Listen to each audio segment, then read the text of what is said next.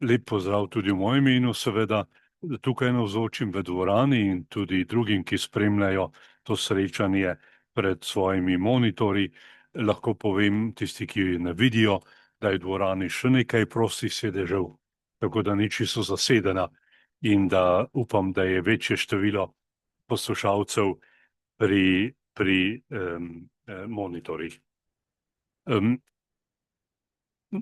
Ta večer želim posvetiti temi, ki ima naslov Spomin in sprava, in sem se pri tem ustavil ob pomembnem dokumentu, ki je bil izdan leta 2000 v jubilejnem letu, ko je Cerkev želela nekako preprosto povedano pospraviti stvari, ki so bile v zgodovini se nabrale, urediti to vprašanje, zavzeti stališče do tako imenovanih vročih tem.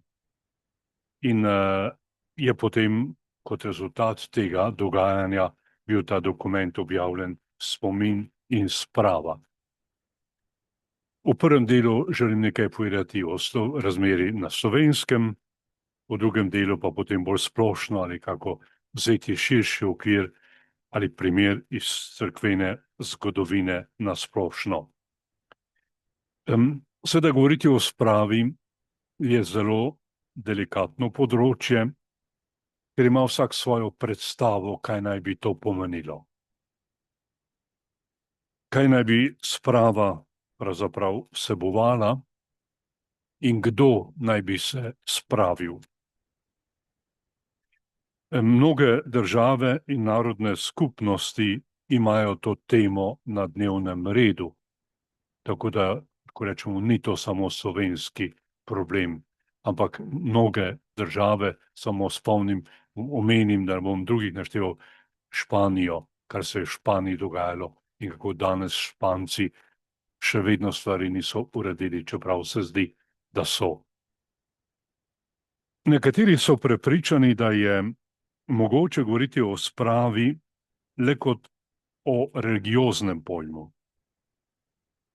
Človek se spravi z Bogom ali s človekom, ker je religiozno dejanje to. Govorimo o postnem času in o namenu postnega časa tudi to, spraviti se z Bogom. Želimo tem srečanju pogledati najprej, kaj se je doslej na Slovenskem pisalo in govorilo o tej temi. In kot sem omenil, potem širše, kaj se je o tej temi že pisalo, kaj je bilo rečeno v okviru katoliške cerkve. Priznam, da ne poznam ravnanja drugih cerkva in verskih skupnosti ob tem vprašanju. Njihovega učenja o spravi ali priznanja krivde za napačne odločitve, zato o tem ne morem govoriti. Si pa malo lahko mislim, kako bo recimo svoje dejanje opravičil pred zgodovino patriarh Ruske cerkve danes, ki danes ravna, kako bo bodočim rodovom predstavil ali opravičil svoje ravnanje. V Sloveniji je bilo v preteklih 3 desetletjih o tem že veliko povedanega. Če samo spomnim na različne spise, publikacije, ki jih je objavil samo profesor Anton Stres, ali kar je pripravila in povedala Komisija Pravičnost in mir. Zadnje čase lahko ugotovimo, da je malo bolj molčeča in se ne oglaša tako pogostokrat, kot se je v preteklosti. Različne skupine in posamezniki so dali svoj delež pogovorih na to temo. Bolj malo, če sodimo o rezultatih ali sadovih, bolj malo pa je bilo doseženega. Ni bila niti mogoča sprava z rajnimi, ker jih nismo pustili pri miru na kraju, kjer so bili položeni, ali pa jim sploh ni bila dana možnost dostojnega pogreba in pokopa. Kljub temu še v najnovejši čas nastopajo glasniki enoglasnega pomena te besede. Ko vidijo in govorijo o krivdi zgolj ene inštitucije ali ene strani v tej zgodbi. Navajam dva primera takšnih javnih izrečenih ali zapisanih besed iz meseca februarja 2026. V Delu smo lahko prebrali: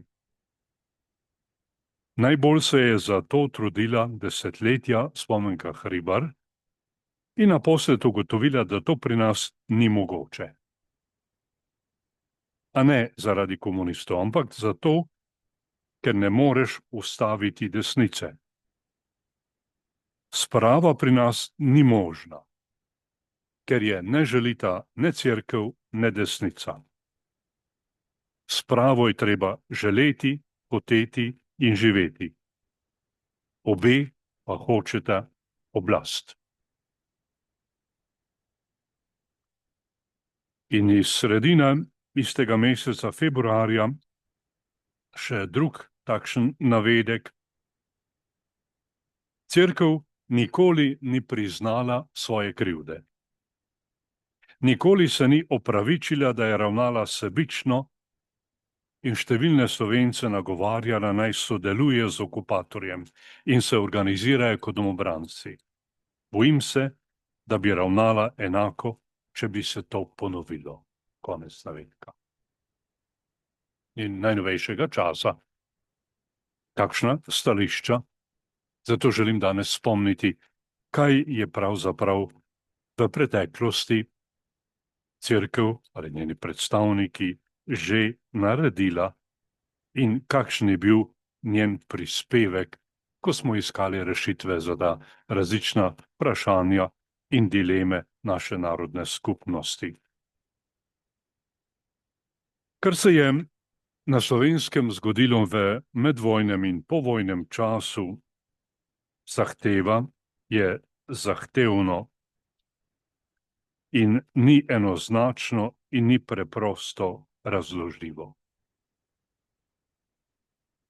Od interpretacije tega pa je v temeljih odvisno, kako gledamo na te stvari in kdo nosi največjo odgovornost za vse, kar se je zgodilo. Dejstvo je, da je bila Slovenija del kraljevine Jugoslavije, napadena, in da so si njeno ozemlje razdelile 4 države: Nemčija, Italija, Madžarska in neodvisna država Hrvaška. Da je bilo v državi strankarsko življenje, zelo živahno, da Komunistična partija Slovenije ni bila uradno med strankami, tudi ne Komunistična partija Jugoslavije, še več, bili sta prepovedani in stranke seveda z njima niso sodelovale. Če redem en citat, ki ga je napisal Presostres pred leti: druga svetovna vojna je našla Slovence nazorsko, politično in družbeno razcepljene in razklane. V tem položaju sta se ponujali dve možnosti. Ali pred skupnim sovražnikom ves narod strne svoje vrste, ali pa ena stran položaj izkoristi za dokončen obračun svojim domačim nasprotnikom. Dejstvo je, da se je zgodila druga, se pravi najslabša in tragična možnost. Zgodovina bo morala nedvoumno in prepričljivo pokazati na vse vzročne zveze, ki so pripeljale do tega, in na odgovorne povzročitelje dokončnega razkola. Vsekakor pa poboji, ki jih je Komunistična partija organizirala v začetku okupacije nad nazorsko in politično nasprotnimi sonarodnjaki, in monopol, ki ga je razglasila nad odporniškim gibanjem, katerega vodstvo je avtoritarno zahtevala zase, govorijo o njeni veliki odgovornosti. To seveda ne izničuje odgovornosti drugih za vsa njihova dejanja, če tudi jih osvetljuje. Konec navedka. Že takrat je torej v samem začetku, prvih tednih, je bila torej izvedena diferenciacija. Tisti, ki so sprejeli logiko revolucije in pogojev, ki jih je narekovala komunistična partija, ti so bili naši in dobri, drugi pa so bili razglašeni za ne naše ali zlobne ali protirevolucionarje. Komunistična partija je sama odločala o tem, kdo je kdo. Kdo ji je dal ta pooblastila? Sama jih je vsilila in v skladu s tem pravilom začela izločati tiste, ki niso bili na pravi strani. In takšno vrednotenje je veljalo tudi po koncu vojne. Šlo je za uveljavljanje tega sistema tudi v času, ko sovražnikov, okupatorjev ni bilo več. Tisti, ki so bili označeni in so veljali za ne naše zle, ter tudi njihovi potomci so razglašeni za sovražnike revolucije. Bili so nasprotniki delavskega razreda, nove družbe, ki jih je bilo treba izločiti, onemogočiti ali vsaj postaviti na rob vsega dogajanja in jim odvzeti možnost vplivanja na družbo in dogajanje. Velja se spomniti samo na množico sodnih montiranih postopkov, kjer so bili med glavnimi očitki oviranje revolucionarnih sprememb, zagovarjanje buržoazne ureditve, druženje z elementi proti revolucije in podobno. Kdor ni bil na njihovi strani, je bil razglašen za absolutnega sovražnika in ni mogel imeti v ničemer prav. Je v eni od razprav napisal profesor Stres. To je bil čas izrazito črno-belega slikanja. Na eni strani samo dobri, katerim se ni smelo ali ni moglo nič očitati, in na drugi strani samo zli, katerim ni bilo mogoče priznati nič pozitivnega. Kot zapiše Stres, v takem ozračju ni bilo prostora za resnično raziskovanje in preverjanje, za dvome in iskanje dokazov. Eni so bili brez odtenkov čisti in beli, drugi prav tako brez odtenkov črni in pokvarjeni. Lahko rečemo, da se je kar nekako v tem času izoblikovala ideologija neke vrste izvirnega greha, ki je zaznamoval generacije Slovencev. Tudi drugi in tretji rod je nosil posledice tega. In najpogosteje je bila označena kot nosilka te sovražnosti, nenašosti, katoliška cerkev in katoličani nasploh. Čeprav je pri tem treba vedeti, da je res velik del članov tudi revolucionarnega tabora pripadal cerkvi. So bili krščeni ljudje. Tudi kakšen od revolucionarnega tabora je priznal, da so množičnost njihovemu gibanju dali kristjani.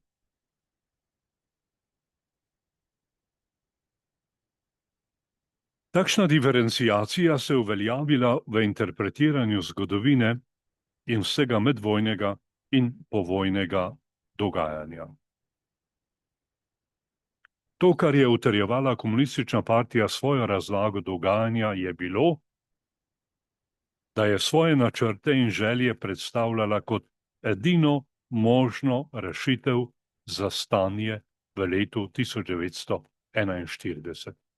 Kot edino možno rešitev, nobena druga ni bila možna.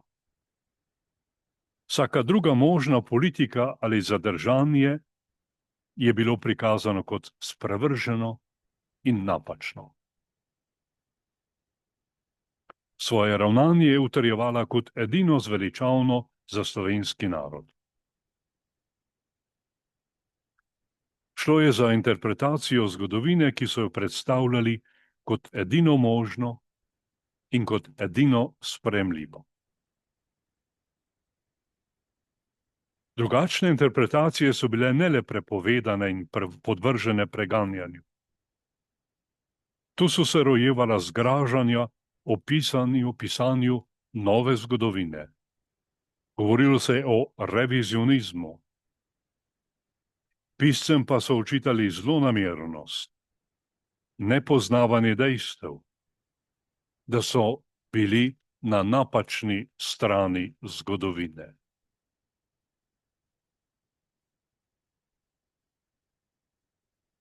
Katera stran zgodovine pa je prava, če govorimo o znanosti in vedi? Zgodovina je zgodovina, ne glede na kateri strani je zgodovinar.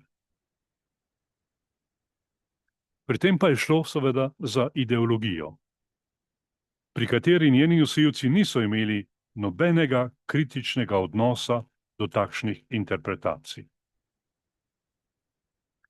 Od tod je sledil povsem logičen zaključek,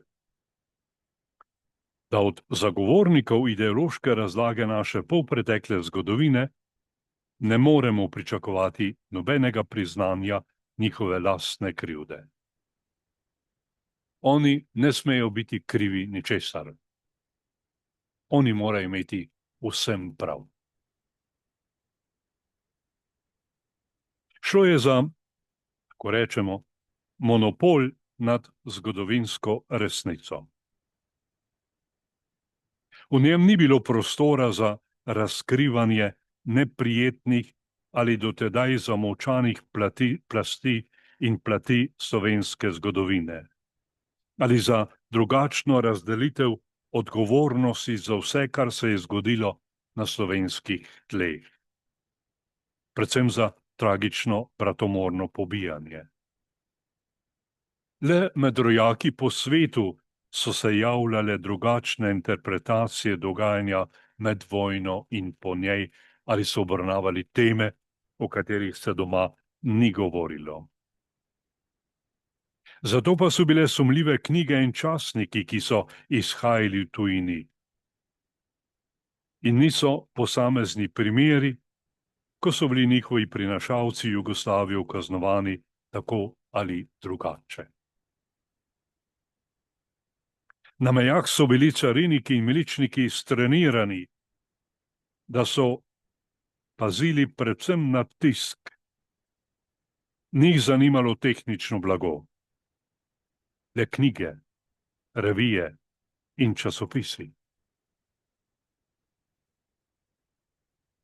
Tako je marsikaj tega, o čemer se v Sloveniji ni smelo govoriti, bilo povedano med rojaki in zapisano med rojaki v tujini. Zbirali so pričevanja in dokumente, intelektualci so iskali svoje interpretacije, drugačne od komunističnega enoumja, ki je prevladovalo doma.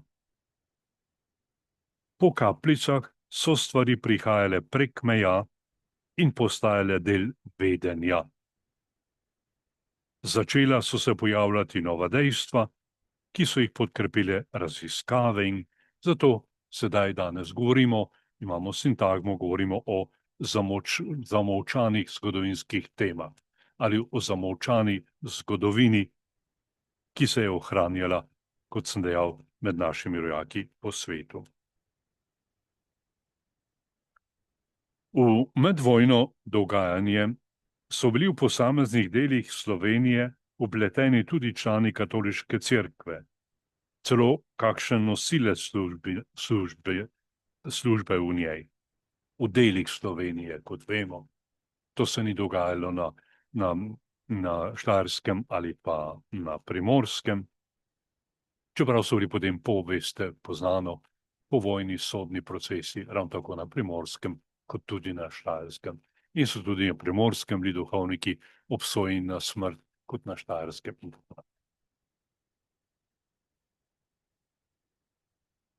In ker je na koncu vojne in po koncu vojne in revolucije zunaj vpliva partije ostala samo še ena organizacija, to je Katoliška cerkev, je bila ta označena kot sovražnica in boj proti njej kot del revolucionarnega dogajanja in naloga vsakega člana komunistične partije. Da bi odzeli ugled in se borili proti njej, so kot stalno sredstvo uporabljali očitke o njenem medvojnem ravnanju ali o ravnanju njenih posameznih članov. Komunistična partija je svoje nasilje nad cerkvijo upravičevala z njenimi domnevnimi grehi iz časa vojne. Žrtev mora biti kriva, zato je tudi cerkev, ki je bila žrtev komunističnega totalitarnega režima, morala biti v javnosti prikazana kot velika zločinka. In lahko rečemo v določeni meri, takšno stališče, ravnanje s cerkvijo traja do današnjih dni, kot sem navedel dva citata v začetku našega srečanja. Krati je vodstvo komunistične partije in pod njihovim vodstvom tudi mediji, te oblikovalci javnega mnenja, so nenehno pozivali in še pozivajo vodstvo naše cerkve, naj tudi ono javno prizna grehe, ki naj bi jih bilo storilo in se jih pokesa.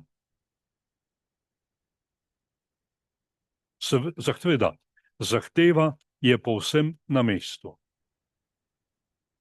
Vendar pa mora biti ob tem izpolnjen kakšen pogoj.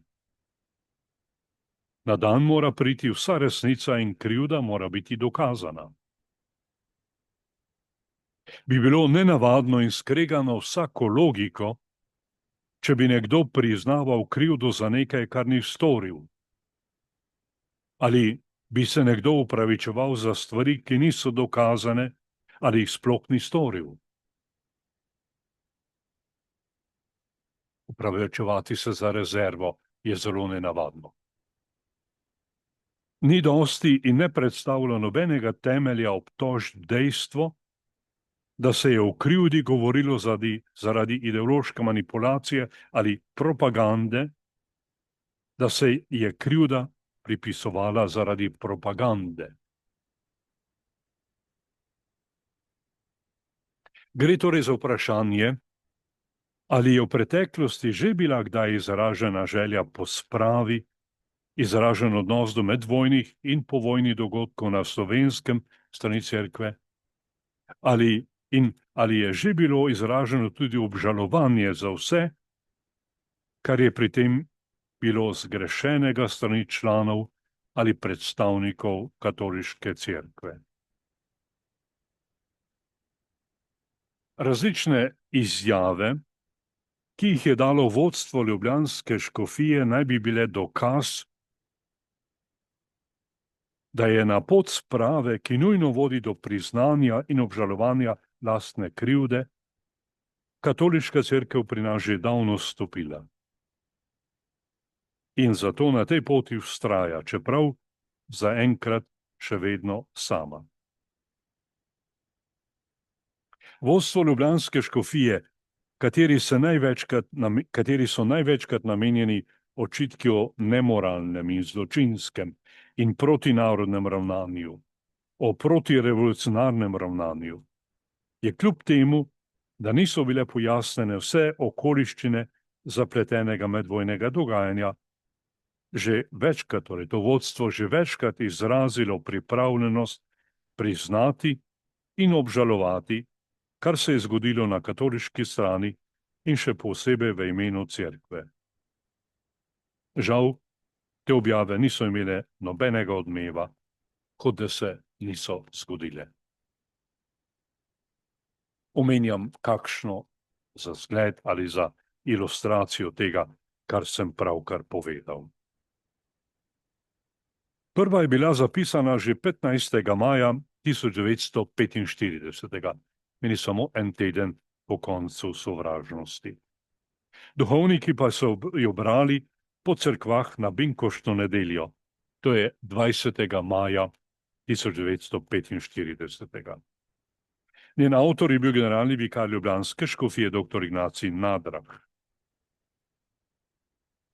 Člani cerkve smo dolžni vladi spoštovanje, pokorščino in zvestobo, pravi Nadrah.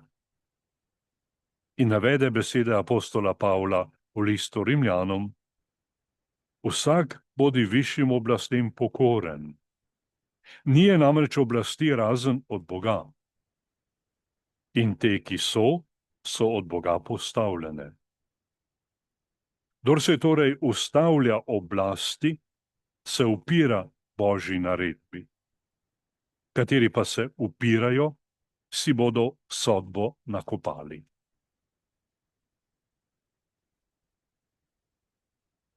Samo takrat bi ne smeli biti pokorni oblasti, če bi zahtevala od nas nekaj, kar bi bilo zoper Božjo voljo. Kot dobri katoličani bomo novo vlado podpirali v njeni skrbi za blaginjo našega naroda, zapiše Ignacij Nadrah. Šlo je za prvo izjavo vodstva ljubljanske škofije, ki je govorila o novi oblasti in o odnosu katoličanov do nje. Po kratkem času opravljanja naloge generalnega vikarja je bil dr. Nadrah aretiran in zaprt. Tako je bil v zaporu od 14. junija do 8. septembra 1945. leta. Naloge generalnega vikarja je nato prevzel kanonik Anton Volk. In ta je na zahtevo predsednika vlade Borisa Kidriča skupaj z nekaterimi duhovniki pripravil izjavo lojalnosti novi oblasti. 11. julija 1945, to je dober mesec po prvi izjavi, so predstavniki katoliške cerkve s pričujočo spomenico izrazili pripravljenost, da delo naših narodnih oblasti za vsakršno blaginjo naroda v svojem poklicnem delu odločno podpremo. Navajam besede te izjave. In so nadaljevali: to pripravljenost izrekamo tem bolj, ker bi neposredna preteklost in ravnanje nekaterih duhovnikov v dobi okupacije moglo zbujati dvom o našem iskrenem patriotizmu in o naši resnični volji podpirati našo narodno oblast, kar nam pa že sama po sebi narekuje naša slovenska narodnost in strogo ukazuje naša vest. Če omenim samo še kakšen poudarek te izjave, ki jo je Boris Kidrič poslušal, tako da jim je hrbet kazal, kakor mi je povedal eden od udeležencev tega srečanja. Med osrednjimi poudarki bi lahko navedli naslednjega. Zato resnično obžalujemo, da so take in podobne napake v sodni dobi okupacije zagrešili tudi nekateri duhovniki in nekateri katoličani. Zaradi nepoučenosti, propagande, napačnega in časih tudi naravnost neresničnega poročanja listov ter pritiska okupatorjev, je mogoče tako krivdo sicer razumeti, a je ni mogoče docela opravičiti. Ne moremo si misliti, da bi dobre vernike in duhovnike kdaj vodila zlonamernost. Do takega ravnanja je po naši sodbi moglo priti le zaradi strahu pred brezboštvom. Obžalujemo in ostro obsojamo dalje vse brezpravna nasilna dejanja, zlasti še dejanja Črne roke, ki smo jo vedno obsojali. Konec navedka.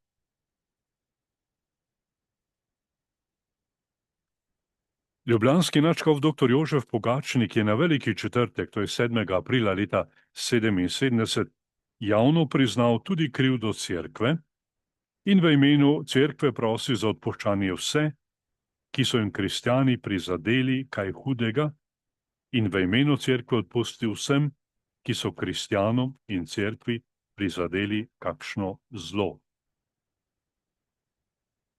S tem je pokazal temeljno pripravljenost za spravo med živimi, saj ta vključuje tudi pripravljenost za priznanje svoje krivde in za odpuščanje brez želje po maščevanju in povračilu. Kljub vsemu izrečenemu so se v slovenski javnosti in vrstah politike vedno znova javljali očitki, da se katoliška cerkev v Sloveniji in še posebej ljubljanska škofija še vedno ni opravičila za ravnanje nekaterih članov cerkve med drugo svetovno vojno. Kot odgovor na te očitke je Slovenska škofovska konferenca pod predsedstvom ljubljanskega nadškofa metropolita Lojzija Šuštarja 13. marca 1990 sprejela izjavo o spravi in 19. aprila 1995 še izjavo o 50-letnici konca druge svetovne vojne. Škofje so pomiritev in spravo opredelili kot prvo in najnujnejšo nalogo za pomiritev slovenske narodne skupnosti. Najprej je treba urediti spravo z mrtvimi in nato spravo živimi. Druge ni brez prve, so podčrtali škofje. Navedem stavek. Sprava z mrtvimi pomeni spoštljivo priznanje dostojnega spomina vseh mrtvih, ne glede na to, kako in zaradi katerega prepričanja so izgubili življenje. In kolikor je mogoče, tudi ureditev grobov ter skrb zanje. Na to bo mogoča sprava tudi med živimi, kar je edina pot do narodne umiritve. In po mnenju slovenskih škofov so nujni koraki, do tega omenjam samo nekatere, ki so jih škofje tej izjavi podčrtali, posebej poudarili. Najprej ugotoviti polno in celotno zgodovinsko resnico o vseh dogodkih od začetka zadnje vojne do danes. Edino resnica mora biti podlaga za spravo in omogočiti pot k pomiritvi. Nerazčiščene preteklosti ni mogoče kratko malo pozabiti in izbrisati. Osebno zato ne, ker je bilo doslej razširjenih toliko neresnic, ali sploh ni bilo mogoče ugotoviti in povedati resnice. Kot drugo takšno merilo in korak, ki ga škofje predlagajo, presojati in razlagati dejstva in dogodke v okviru tedanjega časa, tedanjih razmer, ob čim jasnejšem ugotavljanju vzročnih povezav in različnih vplivov na osebe in njihove odločitve ter na usodne dogodke vojnih in povojnih let. Nihče nima pravice, da bi na podlagi dosedanjih uradnih ocen samo svojega stališča izrekal sodbe in obsodbe o ljudeh drugačnega prepričanja in o njihovem ravnanju. Trezno in objektivno presoditi dobre in slabe posledice odločitev in dogodkov med vojno in po vojni z današnjega stališča. Vse, kar se je dogajalo med vojno in po vojnih letih, je obrodilo dobre ali slabe sadove. Biti Nadaljni, naslednji takšen predlog ali korak, ki ga škofje predlagajo, biti izredno previden v sodbi ali celo v obsodbi oseb v njihovi subjektivni moralni odgovornosti, krivdi ali nedolžnosti. O tem bo sodila zgodovina, pravijo škofje. Po našem krščanskem prepričanju pa je Bog edini pravičen in hkrati usmiljen sodnik. Dodati bi bilo še treba, kdo naj se na simbolni ravni spravi ali opravi dejanje sprave in koga naj vsak od njih predstavlja. Spravni obred v Kočevskem Rogu 8. julija 1990 je bil narejen med predstavnikom revolucionarne oblasti in katoliške cerkve, kot da sta to bila nosilca dogajanja na Slovenskem med vojno in po vojni. 30 000 ljudi je bilo navzočih na tem slovesnem dejanju in se človek lahko vpraša, katero stran v revolucionarnih dogodkih pa je zastopal nadškof Šuštar.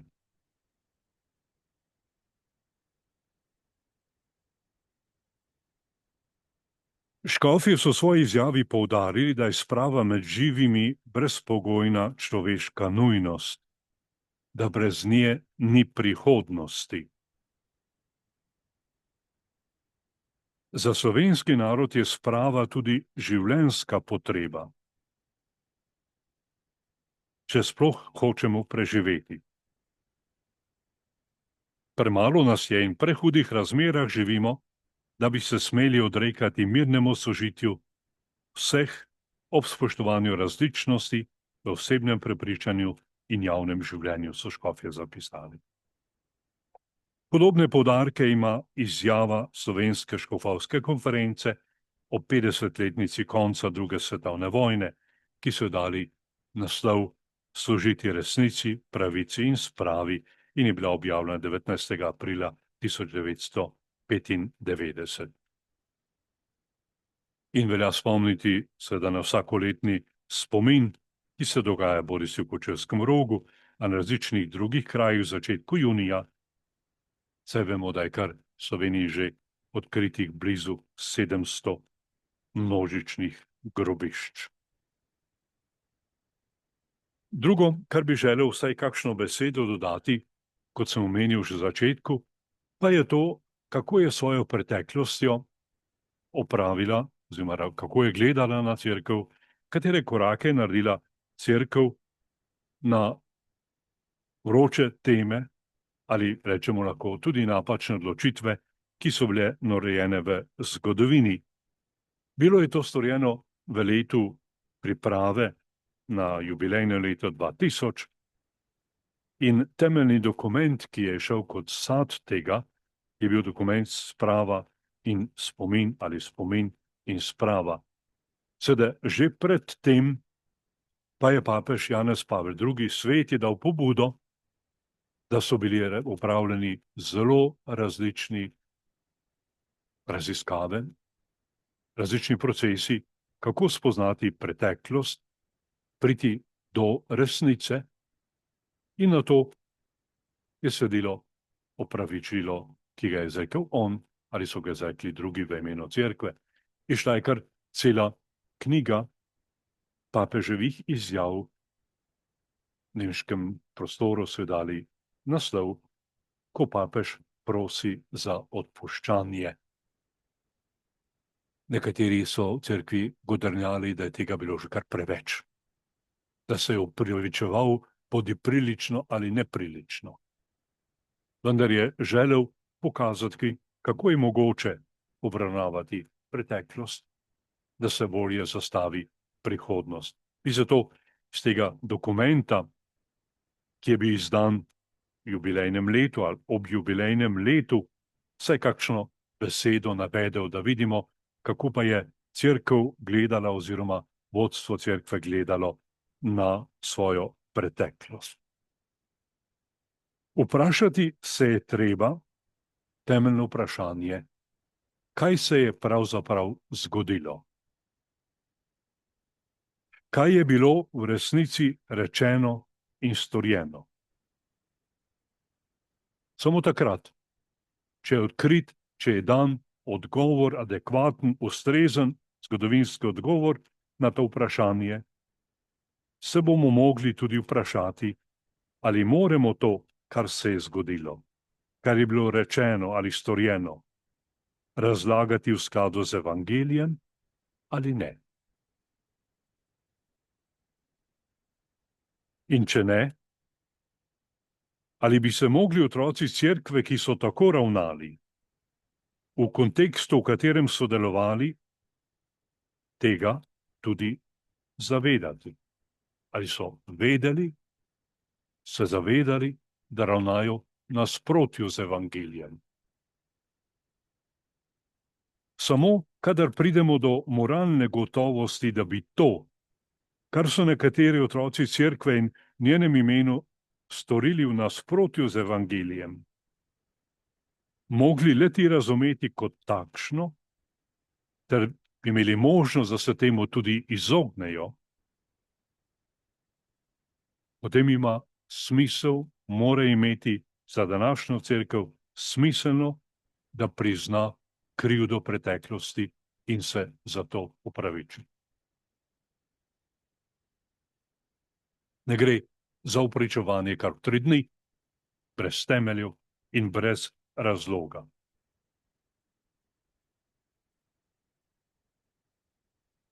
Vemo, da se je v mnogih temah iz cerkvene zgodovine v preteklosti govorilo na pamet, z velikimi predsodki, brez pravih informacij, z veliko strastno čustvenostjo, in zato je tako pomembno priti do resnice, ugotoviti, kaj se je pravzaprav zgodilo, kaj je pravzaprav kdo storil.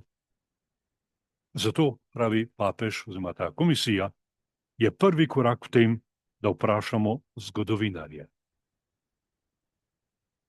Od njih ne pričakujemo sodbe etične narave, ki bi prestopila meje njihovih pristojnosti, marveč to, da v luči zgodovinskega konteksta tedanje dobe nudijo pomoč in kar najbolj natančno rekonstruirajo tedanje dogodke, navade, miselnost, ravnanje ljudi.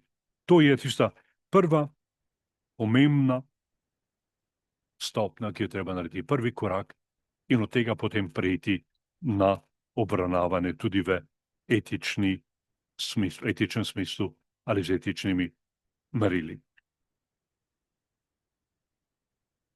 Kakor pripominja papež Janez Pavel II., poštena zgodovinska presoja ne more mimo pozorne preučitve vsakokratnih kulturnih pogojev, kulturne stopnje, kulturnega okolja, v katerem se je nekaj zgodilo. Tudi upoštevanje olajševalnih okoliščin ne odvzema cerkvi dolžnosti, da globoko obžaluje slabosti tolikerih svojih članov. Skratka, ponavljam besede Janeza Pavla II. Cerkev se ne boji resnice, ki izhaja iz zgodovine. Pripravljena je priznati napake, kjer so dokazane. Predvsem tam, ker gre za dolžno spoštovanje oseb ali skupnosti. Cerkev ne zaupa posplošenim izjavam bodisi oprostitve ali obsodbe različnih zgodovinskih obdobij. Rekli, ni naloga zgodovinarjev, da sodijo, obsojajo vse poprek. Kot tudi ni naloga zgodovine in zgodovinarjev, da vse opravičujejo. Da imajo štolo, kot ima spovednik, štolo okrog vrtu, in da vse odveže.